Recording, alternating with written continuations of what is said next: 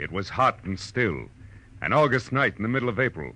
But that didn't matter to the striptease dancer in the golden mask, because murder made her blood run cold the night the heat wave struck.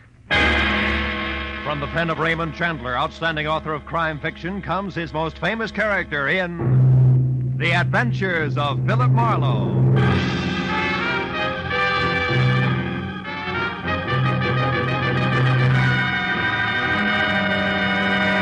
Now, with Gerald Moore, starred as Philip Marlowe, we bring you tonight's exciting story, The Heat Wave.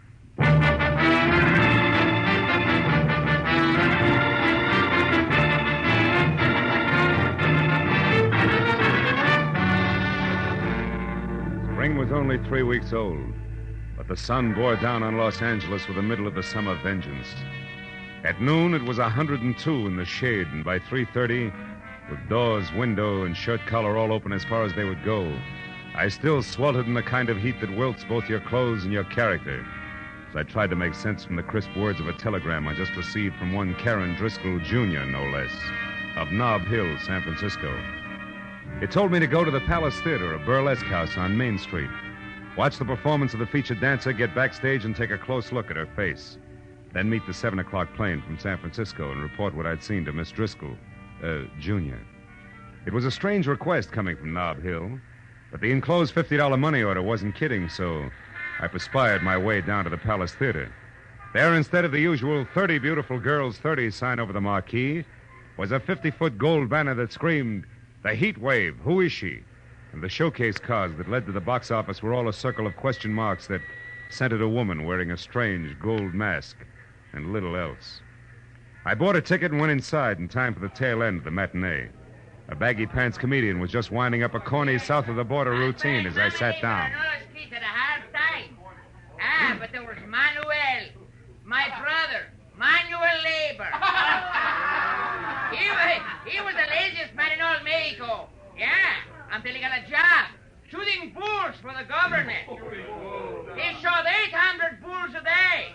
Yeah, that made him the biggest bull shooter in Mexico City.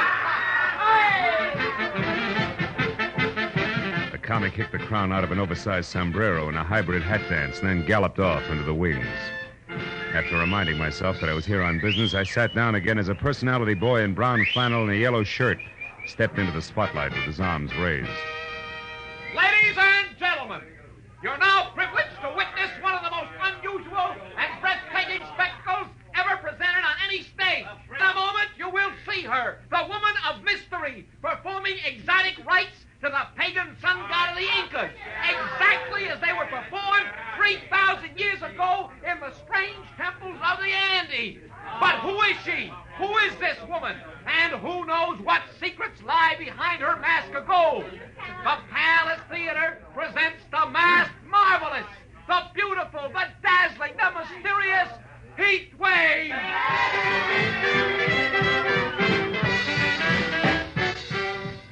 Oh, I had to admit it. This was special. She was the color of alabaster and as supple as a cat, and as she moved across the stage, she got more convolutions out of her two arms than a restless octopus could with 8. Her costume from the neck down was about as sheer as a new spider web, and above that, and covering her face completely, was a gold mask, grotesque and glistening.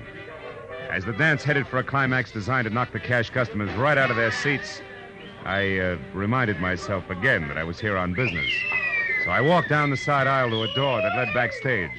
I went through it just as the dance ended. And while the audience tore the house down begging for more, the Heat Wave tossed a couple of kisses through a gold mask and ran to a dressing room. I started after her and was halfway there when a bulging hulk in a sharkskin suit that measured 6'6" in every direction lumbered casually out of the shadows and took a bulldog stance with his back against the dressing room door. I started thinking up fast ad-libs and was hot for a switch on the eager reporter gag when the baggy-pants comic slid up beside me. Hey, chum. Huh? They're asking for a load of mayhem if you try to get to the Heat Wave past Jesse there. Jesse? He the man mountain in the sharkskin suit? Yeah, with orders to break bones. No. Maybe I can help you out. Good. But how come? Yeah, let's go around to the side. You're a reporter, right? Yeah. Well, Inky Barnes can use a little publicity, too, you know. Hold it here by the door. Now, what is it you have to know? Well, all I want's one look at her face. Yeah, that's a cinch. I said I'd help you out, and I will. Like this. Yeah. Right out there in the alley. And don't come back before midnight, Goon. You can see her face then when she takes the mask off. I should have known better, but all I wanted at the moment was to kick the slack out of a pair of baggy pants. So I bounced back up the steps, jerked the door open, and ran head-on into 3 square yards of sharkskin suit. It was Jesse. You ain't welcome around here, bum, so stay out. Have you got it? Okay, Jesse, let's say I've got it. Yeah. Also, don't drop it as you walk away.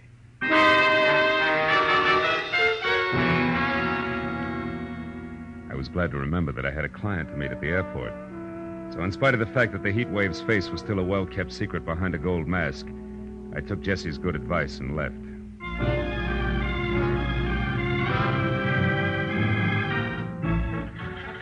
Flight 11 from San Francisco arriving at Gate 4. Will Dr. Robert Reamer please report to the information desk? When the plane taxied to a stop at the airline's gate, it was 7 o'clock sharp. And as the passengers unloaded, a tall, sinuous brunette with arched eyebrows, an imperial gesture, and a hat that had kept some imaginative milliner out of the red for several months had to be Miss Karen Driscoll, Jr. I introduced myself, ushered her to the cocktail lounge, and when a Gibson sparkled in front of each of us, she got down to business. Well, Marlowe, did you see her? Yes and no. I have a photograph here. Look, is this the same girl? It's a headshot. It's pretty, but no help, Miss Driscoll. You didn't see her face then? No. Look, Junior, do I refund your money now or start asking questions? Don't be ridiculous. I must know who that girl is, and I'll tell you why. This picture is of my sister, Midge Driscoll. Oh? Think your sister's the heat wave? Yes. Oh, she's doing it to humiliate me, Marlowe. Tomorrow, I'm being married to a man whose family is distinguished in diplomatic circles. No? And this burlesque heat wave woman is to be revealed at midnight tonight. If she is my sister, can you imagine what the papers will do with that story tomorrow morning? Yeah, some wedding present. But your own sister, I don't get it. Why? Oh, it's an old hate, Marlowe. Midge lost a love affair, and I won it. Years ago. She's never gotten over it. Oh. And she's done things before. The day I was elected president of the Metropolitan Club, she faked an elopement with my chauffeur. The night of my engagement party, she rode a horse into the Flamingo Room. A brawl started, and she spent the night in jail. Last Yeah, I see year, what when you mean. But this heat wave's got a lot of talent for burlesque. A lot of experience in her line. In fact, she's a sensation, let's face it. So what makes you think it's Midge, a hunch? Oh, no. I found the name Tracy Lake in her apartment in San Francisco. He's the manager of the Palace Theater here. I learned that from a newspaper story in which Josh Freeman... Josh Freeman? Yes, the big producer. Oh. He's supposed to be bargaining with Lake for his heat wave discovery.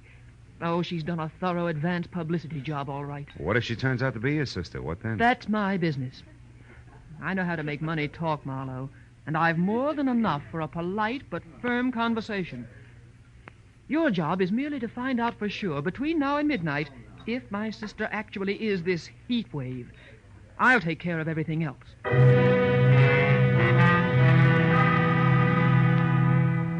Karen Driscoll, Jr. gave me her local phone number, then got up, cursed the hot night, bid me hurry, and summoned a taxi. All with a regal wave, one hand. And I was left to my own devices in something less than 5 hours to make them work in, so I drove back to the Palace Theater, which was stalling until midnight by showing a triple feature movie. Paid another admission and slipped backstage again. It was deserted except for 2 electricians tied up in pinochle under the switchboard light. The heat wave's dressing room was locked. Jesse was nowhere in sight, and I was about to leave again when I heard a familiar voice cooing into a dark nook that turned out to be a phone booth. It was Hinky Barnes, the baggy pants comic. Beauty to the beautiful, you know. Hey, listen, baby. About that other deal, did you talk to her? She won't. You sure? Yeah. Yeah, well, look, I gotta talk to you. How about dinner? You can't? Well, I know you got things on your mind, but... Yeah, honey, I know you're tired. Well, okay. Don't worry, things are gonna be okay. You'll see. Bye-bye, baby. Hey, Hinky. Oh, you again. Yeah, that's right. That brings us up to date, even Steven.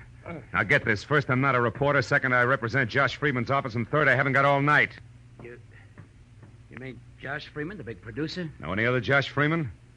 I want to talk to Tracy Lake about the heat wave, but I want to see her before I talk. Is she here? No. She won't be back until the big midnight show. Where's Tracy then? He's home. The Toppet House on in Wilshire. About 2 blocks down from Arthur Murray's. Hey, but listen, tell me something. Is Josh going to make a star out of her? With a talent like hers? What do you think, Inky? I left Hinky with his mouth hanging open and the fire of ambition burning like an alcohol lamp in each eye as I drove out to the Toppet House on Wilshire. Leaning on the bell at Tracy Lake's apartment, I got ready to be a hard-hitting, practical-minded producer's right-hand man. Yeah, what is it? Tracy, my name's Marlowe out of Josh Freeman's office. Caught the Heat Waves Act this afternoon, willing to wrap her up and take her home right now. But not sight unseen. Who is she? Wait a minute. Huh? You say you're from Josh Freeman, Marlowe? That's right. And I got a blank check right here in my pocket. Authorized to fill it out unless you're completely unreasonable. I see.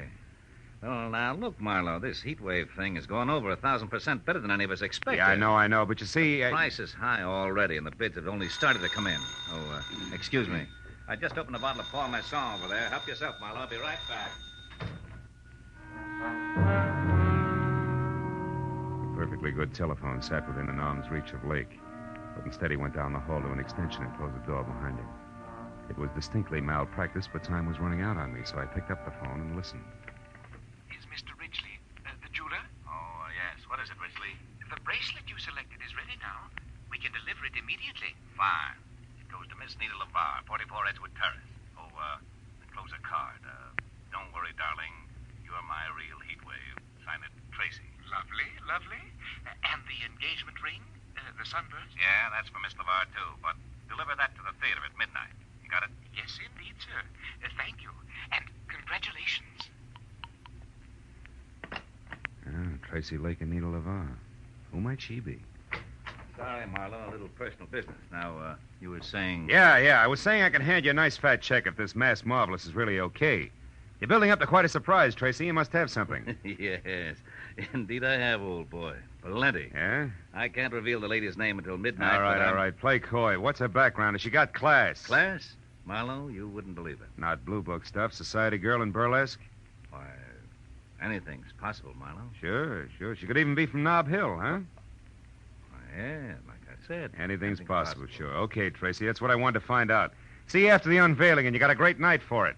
Oh, Marlowe, I suppose Big Ed Peters is in on the deal as usual, along with Josh? Yeah, it's a regular Josh Freeman deal, just as usual. See you later, Tracy.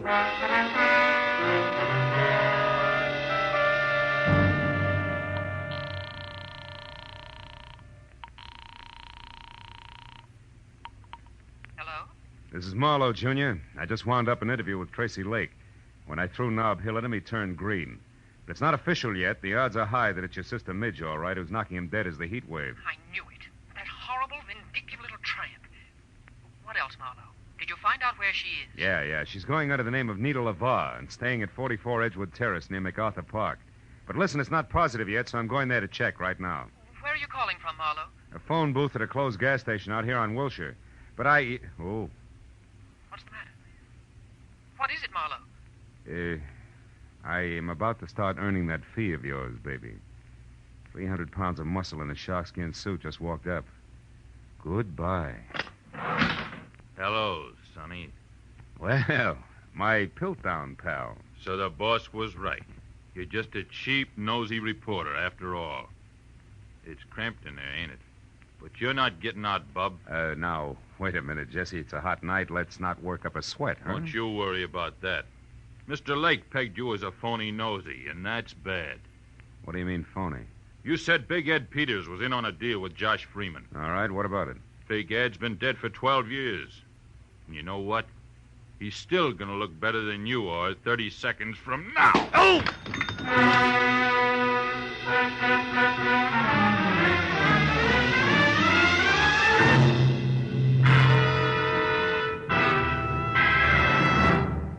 In just a moment, the second act of Philip Marlowe. But first, tomorrow night, in order of their appearance, you'll hear Joseph Cotton, Ozzie and Harriet, Jack Benny and his gang, Amos and Andy, Sam Spade, Lum and Abner, Helen Hayes, Eve Arden, and hold tight now, a special show with Bing Crosby, Bob Hope, Claudette Colbert, and Dinah Moore. over most of these same CBS network stations.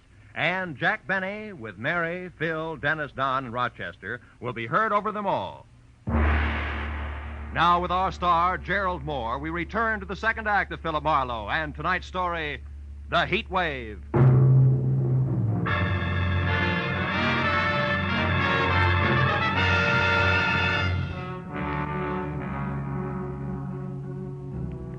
When the little man in big iron boots who were kicking at the lining of my temples finally quit, and I dragged myself back up to the vertical, Gargantua was gone. And I was sure of only two things. Tracy Lake did not know that I was anything other than a nosy reporter, and second and more important, it was time for me to head for Edgewood Terrace and the lady known as Nita LeVar.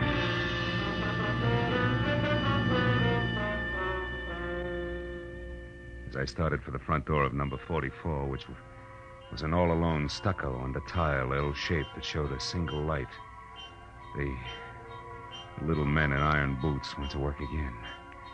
It reminded me that it might be healthier if I first found out exactly what was waiting behind the mat marked Welcome.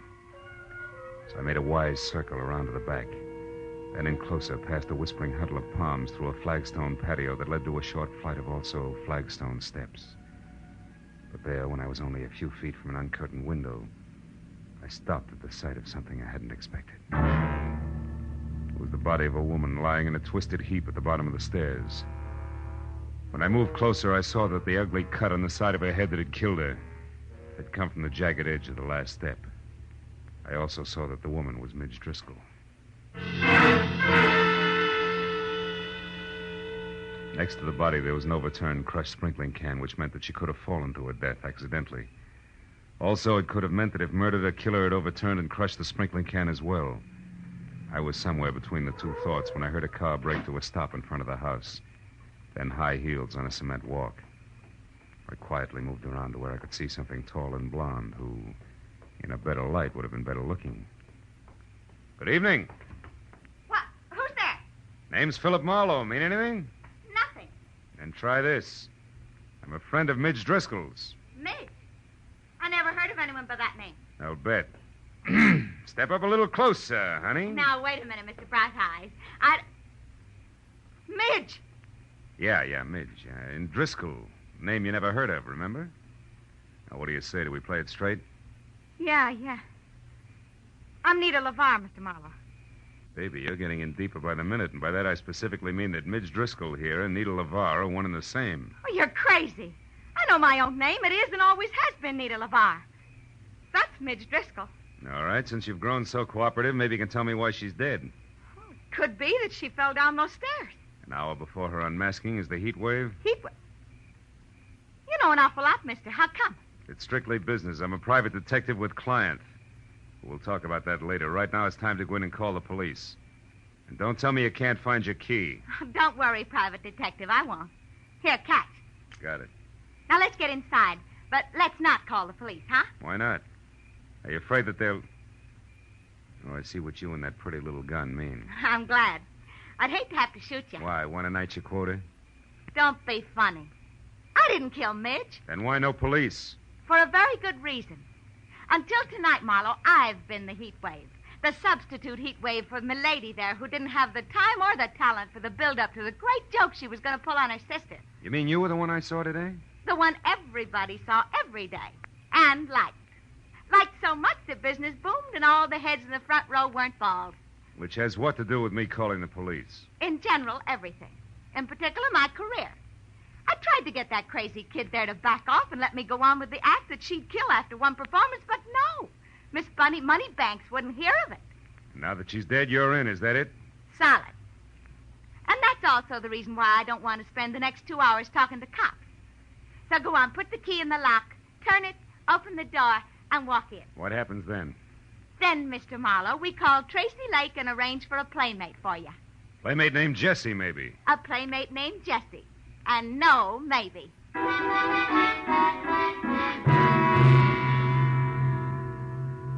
When we got inside, Nita LeVar, who handled the prisoner with the finesse of a Marine Guard detachment, took my gun, threw it across the room, put me into a faraway straight-back chair, and got through to Tracy Lake without once taking her baby blue eyes off me. Then when she told the man she called Darling all about Midge's death, which could have been for my benefit, she placed a rush order for the monster. After that, she hung up, sat down, lit a cigarette, and waited. But a second later, she was back on her feet. When I said that friend Jesse was fast, she said I should shut up and more. Listen, Marlowe, you do exactly as I say. Coming! Now stay right where you are and don't so much as open your mouth. Who is it? It's me, Nita. Hinky. Oh, good. Come on in, Hinky. Hello, Nita. Hi. I just happened to be going by, and since I knew it was Midge's night, I thought that... Never mind what you thought. Just come in and listen. It isn't Midge's night, Hinky. It's mine. And don't ask questions now. Here. Ooh, what's the gun for, Nita? What's the matter? A private detective, but public nuisance named Marlowe. Marlowe, a detective? Mm-hmm. He told me he was from Josh Freeman's office. Ah, he was lying. Now get this, Hinky. Midge Driscoll is out and back, dead. But why? I don't know why, and I care less. But Marlowe here is crazy for calling the cops, which would leave me at midnight doing my big number for the desk sergeant. Great. So use that gun, see, and hold him here until Jesse shows up, which should be any minute. Now goodbye, and be careful, Hinky. So long, bright boy. Gentle soul, huh, Barnes? Never mind, Marlowe. Save the gab for Jesse. He's a great listener. I doubt if he'll give me the time, considering that I know it's an odds-on bet it'll be a couple of slugs in my belt buckle before he's even in the room. Jesse, kill you? Why would he do that? Because he works for Tracy Lake. And Tracy Lake has to kill me, Barnes. I know he's a murderer. Midge Driscoll was murdered? You sure of that? Just about. Doesn't figure any other way. Nita herself told me how much this chance means to her and how hard she tried to get Midge to back off. Yeah, but Tracy, how does he tie in? 2 ways. The money he'll get out of the show continuing indefinitely, and better than that, the fact that he and Nita are going to be married. Those two get married? You're nuts, Marlowe. No, it's straight, Barnes. I know because I overheard Tracy talking to a jeweler about the ring he ordered. Now, you mind if I have a cigarette? Hey, Barnes, can I reach for a cigarette? Oh, yeah, okay. Hey, Marlowe. You sure of this? Everything you just said, I mean, about them getting married and all? Sure I am. Why, a little disgusted with your buddies? Yeah, a little. So as of right now, you can do as you want. I'm leaving. No, you're not, Mr. Barnes. Jesse, hey, Jesse, don't shoot. I won't, Mr. Barnes. Unless, of course, you or Buster try to get out of here. Oh, who, me, Jesse? Yeah. You were going to let Marlowe go, Mr. Barnes. I don't think Mr. Lake would like that. I'm sure he wouldn't, Jesse. So why don't you just save everyone a lot of time and start pulling that trigger? While you can still see what you're doing. Hey, the light! Get going, Barnes! You dirty louse. I'll fix you. You'll never get out of here alive. Where are you? Come on, talk. Where are you? Where are you? Answer me, you hear? Answer me! With pleasure. Oh, you stinking slime. I'll tear you apart if I get my hands on you. Which, Jesse boy, is the trick? And now for our meeting in the phone booth, flowers, you big ape, bars and all.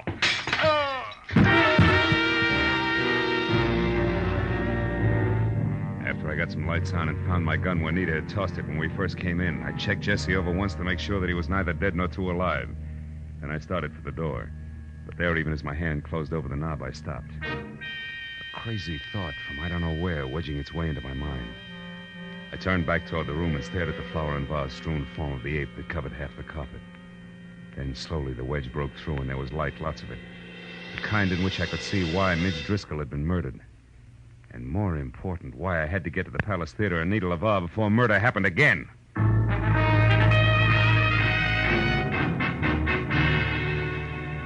I lurched from the curb in front of Nita's at 20 minutes to 12. When I screeched to a stop downtown at the Palace without somehow hitting or being hit along the way, those 20 minutes were gone. And I was worried because midnight meant that Nita would already be on stage for the unmasking. I raced past the general at the door and then across the lobby and into the theater where I figured I could get down a side aisle of the wings. That was figuring wrong. Because fire laws notwithstanding, the place was strictly SRO and packed tighter than the 7th Game World Series. Between the backs of perspiring necks, I could see that Nita, who was across stage from Tracy Lake himself and in the center of a single spotlight that could have opened a supermarket, was still masked.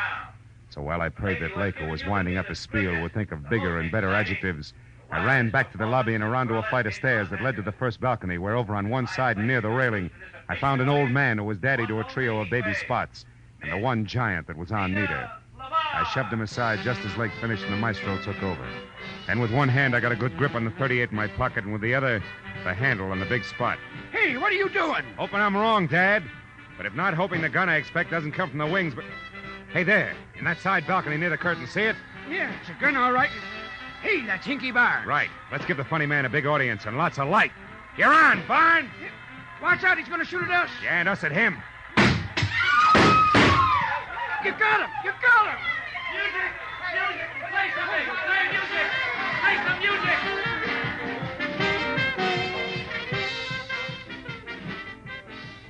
It was 20 minutes of bedlam. Police, music, and 2 quick numbers by Nita LeVar, all of whose shaking was not routine.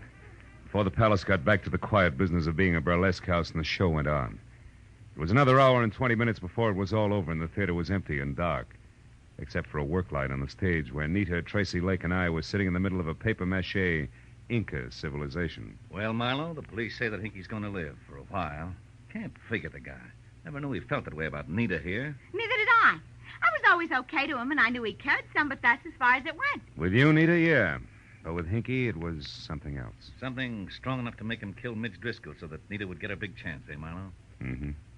And when he found out through me that you two were going to be married, he realized that the murder he had committed was for nothing.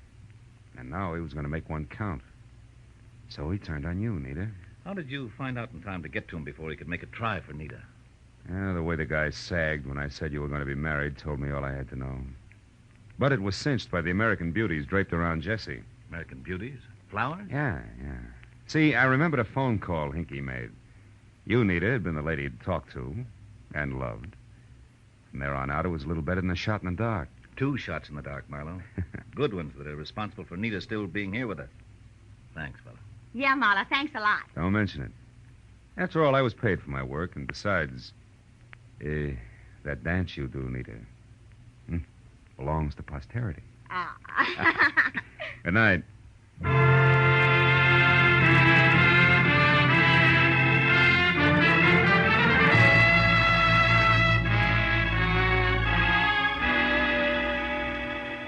It was still hot in the city.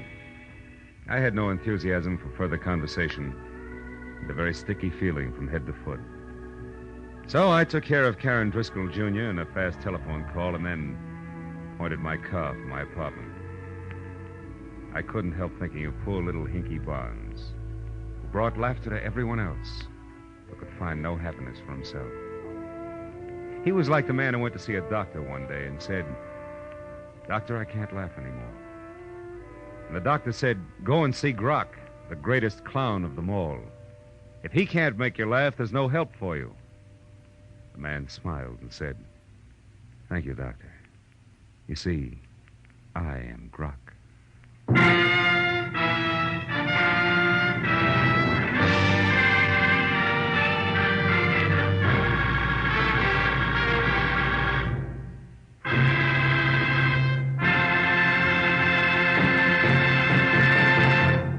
The Adventures of Philip Marlowe, created by Raymond Chandler, star Gerald Moore, and are produced and directed by Norman McDonald. Script is by Mel Donnelly, Robert Mitchell, and Gene Levitt. Featured in the cast were Vivi Janis, Wilms Herbert, Ed Begley, Elsie Holmes, Barney Phillips, and Byron Kane. The special music is by Richard O'Runt. Be sure and be with us again next week when Philip Marlowe says... It started at dawn in a Los Angeles taxi and wound up that night on a cliff in the middle of the Pacific. All because of a Dutchman with $50,000, a corpse in a lily pond, and an Oriental with a chauffeur who wanted a cloak made of nothing but feathers.